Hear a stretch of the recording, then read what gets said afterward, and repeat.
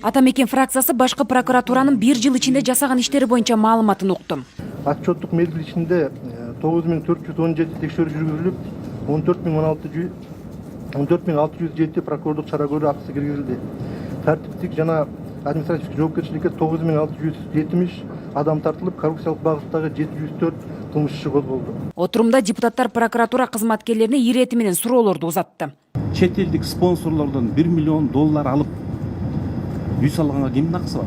Кыргыз бийлиги жогорку нарын каскатын курууга кеткен $37 миллион россиялык компанияга төлөп берүүсү талап кылынган. Ал каражаттын 3/2 бөлүгү сол чөнтөктөргө имерилип кеткенин тастыктаган Алмамбет Шыкмаматов учурда иликтөөлөр кандай жүрүп жатканын сурап, дагы бир катар суроолорду жаадырды. Нарын каскады боюнча $37 миллион 3/2 сиз мына жакшы билесиз, акысты иштеп тургансыз. Желген. Аэропорт Манастагы жанагы пищи блок 2 миллионго турган пищи блок 13 миллионго алынган. Бишкектин резиденциянын үстүндөгү 48 коттедж Максим Бакиевке таандык. 12 гектар жери менен 2 миллионго сатылган. Жогоруда көтөрүлгөн $37 миллион боюнча иш прокуратура тарабынан эсеп палатасына жөнөтүлүптүр. Алар бул долбоор коммерциялык болгондуктан эч кандай тергөө иштерине укук жок экенин билдирген. 2 жылдан бери иликтенбеген иштин чоо жайын депутат сурады. Эсептөө палатасы мындан 2 жыл мурда чечим чыгарган. Что биз текшерүүгө акыбыз жок, бул коммерческий иштепчи. Башка экспертиза назначить, башка текшерүүчүнү назначение кылышыңыздар керек. Себеби бүгүнкү күндө $37 миллион боюнча Россия правительствосу арбитраждык сотко берген материалдарды. Демократия өнүккөн мамлекетте жалпыга маалымдоо каражаттарын куугунтуктап, жазган маалыматтарын оздуктоо акылга сыйбаган көрүнүш экенин айтып, эл өкүлү сынга алды.